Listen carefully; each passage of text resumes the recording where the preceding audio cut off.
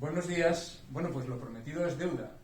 Vamos a empezar con una serie de vídeos en los cuales, desde un punto de vista absolutamente real, vamos a tocar cuál es la puesta en práctica de las cosas que explicamos en la asignatura. Bueno, pues cómo se llevan a cabo en la realidad, cómo son cosas tangibles, no son milongas, no son historias. Entonces hoy nos acompaña Blanca Márquez de Prado. Bueno, nos acompaña, de hecho la acompaño yo porque estamos en la sede de Ecentis. Ecentis es una gran empresa, una empresa importante, cotizada.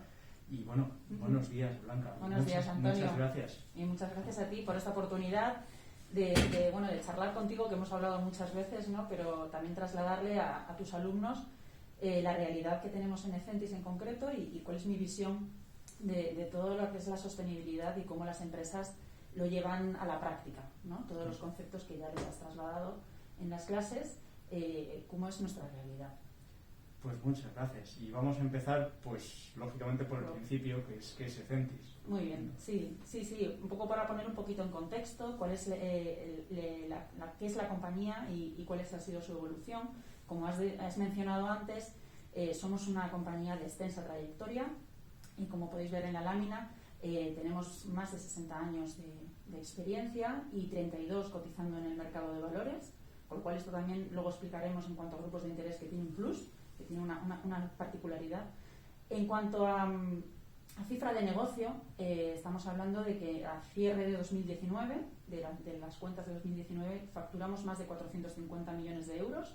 Es una cifra muy relevante, que estamos en 8 países. Esta cifra de negocio la desarrollamos en 8 geografías, de las cuales, bueno, pues Europa tira un poquito más del carro. Tenemos mucha presencia en España y en Portugal, y también a continuación, bueno, pues Brasil y Pacífico. Y bueno, ¿y a qué nos dedicamos, no? ¿Qué hace Ecentis? Entonces, si podéis ver en nuestra página web, bueno, tenemos diferentes líneas de negocio. Sin embargo, la más representativa y donde más apuesta tenemos, donde más gente tenemos trabajando, de esos más o menos 10.000 empleados, estamos dedicados en gran parte a el despliegue, mantenimiento y operación de las redes de energía y de telecomunicaciones. Es decir, somos el nexo entre los grandes operadores de telecomunicaciones y las utilities a sus clientes, ¿no? Somos el que está en medio y que hace posible que la comunicación o que la transmisión de la energía sea una realidad. Bueno, luego me lo vas a decir, pero por tanto estamos hablando de un sector que en temas de sostenibilidad y de impacto ambiental pues es claramente crítico, es claramente relevante. Hay un concepto que nosotros hemos tratado en clase, en la lección 2, pero en la lección 3, cuando hablamos de responsabilidad social, hablamos obviamente de los stakeholders, de los grupos de interés. Entonces me gustaría, porque ya que lo has mencionado, que dijeras cuál es la relevancia que tienen los grupos de interés en la hora de determinar los objetivos y las actuaciones de Ecentis. Pues absolutamente clave. Y además, siendo una empresa cotizada, una empresa que cotiza en bolsa, más aún, ¿no? Porque nosotros nos debemos, yo creo que todas las empresas se deben a sus partes interesadas, grupos de interés, stakeholders o como los queramos llamar, precisamente porque las empresas no viven aisladas, vivimos en una sociedad, y una sociedad en la que interactuamos. Entonces, todas las empresas tienen empleados, es un grupo de interés. Tú tienes que analizar cuáles son las expectativas de ese grupo y trabajar para conseguirlas. Trabajamos con clientes, es otro grupo de interés. Trabajamos con proveedores, tenemos una cadena de suministro y una cadena de valor completa de la compañía que también tenemos que tratar a ese colectivo y saber qué es lo que quieren de nosotros y cómo podemos interactuar. Pero más allá de eso, también tenemos esos accionistas que confían en nosotros y que cada vez más la compañía adquiere mayor valor, tanto para ellos como para el resto de stakeholders, ¿no? Entonces, ese accionista es un elemento de presión y un elemento que hay que tener en cuenta para satisfacer también sus propias expectativas. O sea que tenemos la necesidad de satisfacer a los diversos grupos de interés que puedan ser la propia sociedad o los clientes o, como no, los trabajadores, pero al mismo tiempo sin olvidarnos de la creación de valor para el accionista. Exactamente. O sea, es hasta hace no mucho, pues el principal aporte era generar valor para el accionista, pero no nos podemos quedar ahí, porque tenemos otros tantos colectivos, también la representación sindical, las comunidades indígenas, en algunos lugares donde todavía queda en poblaciones indígenas, es un colectivo muy importante que tiene que entender qué hace la empresa para generar valor mutuo, ¿no? Uh-huh. Si nos centramos en la sostenibilidad, lógicamente esto tiene que ver con lo que acabas de decir. Hay una serie de comunidades a las que nuestra actuación, bueno, en este caso la actuación de Centis, va a afectar, ¿vale? Tenéis un compromiso con un modelo sostenible.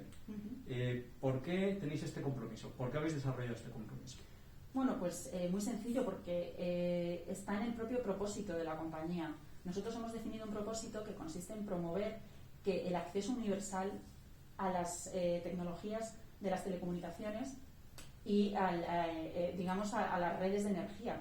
Y ahí, digamos, está intrínseco los conceptos que seguramente habéis escuchado mucho, como son de brecha digital y pobreza energética. Es decir, nosotros colaboramos de ese modelo para que exista una mayor universalidad y equidad en esos dos ámbitos que son tan esenciales, que de hecho en tiempos de pandemia es donde más se ha visto manifestado. Efectivamente. Mirad, os hago un inciso teórico. ¿Os acordáis de las tres áreas? La área económico-social, la área de calidad de vida y la área de inversión social. Esto claramente forma parte del área de calidad de vida, ¿vale? El área de calidad de vida, en la medida en que el hecho de que estas infraestructuras existan y estén adecuadamente desarrolladas, facilita nuestra calidad de vida. ¿Qué quiero decir? Bueno, pues si tenéis una memoria de cuando habéis estado básicamente encerrados, como yo, en vuestra casa, cuando habéis visto Netflix, por ejemplo, pues quizá no hubierais podido ver Netflix sin Ecentis. Sí, hemos también participado de los hoteles medicalizados en Madrid para mantener toda esa infraestructura que claro, que tenía que soportar, ¿no? pues mucha mayor tráfico de datos, ¿no? Al fin. ¿Cuál es vuestra estructura para gestionar la sostenibilidad en Ecentis? El área que tenéis, ¿cómo está estructurada? Pues mira, yo pertenezco al departamento de relación con inversores y sostenibilidad, ¿no? Como te decía, hemos vinculado ese trabajo con el accionista y con la sostenibilidad en sí misma. Y nosotros reportamos a un comité, formamos parte de un comité de sostenibilidad, que es un comité ejecutivo, del que forman parte el consejero delegado, el CEO de la compañía, y también el director general, que es digamos la persona que gobierna toda la operación de todos los países donde estamos presentes. Es decir, en el comité de sostenibilidad estamos presentes el propio área de sostenibilidad y las figuras de mayor peso de la compañía en cuanto a la operación, en cuanto al negocio, ¿vale? Además de esto, en el ámbito del Consejo de Administración, la Comisión de Nombramientos y Retribuciones es quien revisa y supervisa todo lo que vamos realizando en sostenibilidad. Realizamos un informe de sostenibilidad, lo revisan ellos. Realizamos un plan director de sostenibilidad, también está supervisado por esta comisión. Y en última instancia hay determinados documentos que necesitan la aprobación del Consejo de Administración en sí mismo. Entonces tenemos esa escala, por así decirlo, jerárquica de cómo el gobierno corporativo de la sostenibilidad en Ecentis. Que como podéis ver, por tanto, estamos hablando de máximo nivel. Por un lado, tienen un comité en el que está integrada la Dirección General de la empresa y el consejero delegado, y por encima de todo el máximo órgano de supervisión, como es el Consejo de Administración, a través de la Comisión de Nombramientos y a través del propio Consejo, en algunos casos, supervisa la actuación en el ámbito de sostenibilidad de Ecentis. Esto quiere decir, por tanto, que es un área de prioridad, que se le da la máxima relevancia. Vamos a entrar a las cosas que estrictamente hacéis. Entonces, hay un concepto que yo no les he contado y me interesa que se lo cuentes, que es un proceso de materialidad ESG. Muy bien. Bueno, pues el proceso de materialidad es, partiendo un poquito del concepto de la materialidad en términos financieros, se pensó hace ya mucho tiempo que faltaba en el ámbito no financiero el determinar qué es lo relevante en una compañía.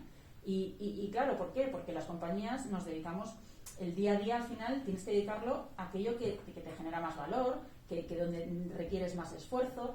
Entonces, este ejercicio, que el resultado es una matriz de doble entrada, en el que analizas una serie de fuentes externas, analizas unas fuentes internas y generas una matriz en el que por cuadrantes te salen los aspectos que son más relevantes tanto dentro como fuera de la organización. Entonces, fuera de la organización, ¿qué fuentes utilizamos? Bueno, pues prescriptores de referencia. Es decir, hay muchas organizaciones que ya hablan de qué temas son los que están candentes, los que son de pura tendencia. Entonces, Pacto Mundial, Forética, la propia Naciones Unidas, que está impulsando muchísimo la sostenibilidad, pequeñas organizaciones también. Es decir, prescriptores son, pues eso, pues al final creadores de opinión, sí, que comentan, ¿no? Y dicen, oye, esto es lo relevante.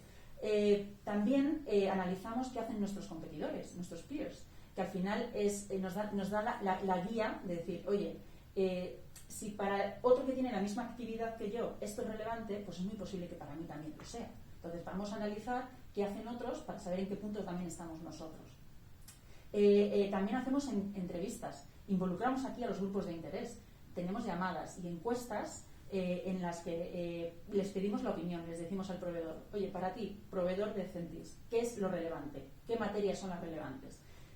Accionista, inversor, empleado, ¿qué es para ti lo que Centis tiene que hacer en temas no financieros? Quitándonos el gorro del financiero, en lo no financiero, ¿cuáles son las materias importantes?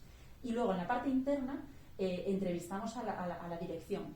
Necesitamos la opinión de aquellos que dirigen la compañía. Entonces, digamos, sacamos esa matriz contrastando en un archivo Excel donde evaluamos introducimos toda esa información y nos extraemos esta matriz. ¿Para qué nos sirve? Para dos cosas que vamos a hablar después. Vale, entonces, hacéis el proceso de materialidad. Por cierto, ESG, cuéntales. Sostenibilidad. Es lo que iba a ir. Hemos hablado de la materialidad y es que ESG son las siglas en inglés de Environment, Social and Governance. O sea, estaríamos hablando, siempre que veáis ESG significa eso, y ASG sería la traducción en español. Lo que pasa es que se ve menos, ¿no? Entonces, lo que os iba a decir es cuáles son las claves también de una buena materialidad. Son una periodicidad adecuada, es decir, no puedes hacer una materialidad cada mucho tiempo porque normalmente las empresas somos dinámicas, y las prioridades cambian. Las prioridades cambian y el contexto cambia. Por ejemplo, COVID cambia. Eso es. Entonces, nosotros en concreto además la tenemos estipulada cada 2 años, nos correspondía este año, pero si no nos hubiera correspondido en 2020 la habría hecho. También la participación, conseguir una amplia participación. Eso siempre va a enriquecer el estudio. Y por último también el identificar bien esos prescriptores, el tener bien identificados. Nosotros también en estas entrevistas que tenemos con grupos de interés les pedimos, oye, desde vuestro punto de vista, ¿quién nos recomendáis que tengan que ser los prescriptores? Acordaos una cosa que os he contado en clase, las empresas no se hacen trampas cuando juegan al solitario. ¿Qué quiero decir? Esto no es un proceso de cara a la galería, esto es un proceso en el que Centis trata de identificar cuáles son las prioridades desde los agentes externos hasta los agentes internos, cuáles son las prioridades en materia de sostenibilidad y de gobernanza, de gobierno corporativo. Si directamente contaran con las opiniones inadecuadas a sabiendas, estarían perdiendo el tiempo y, sobre todo, luego las actuaciones estarían mal orientadas.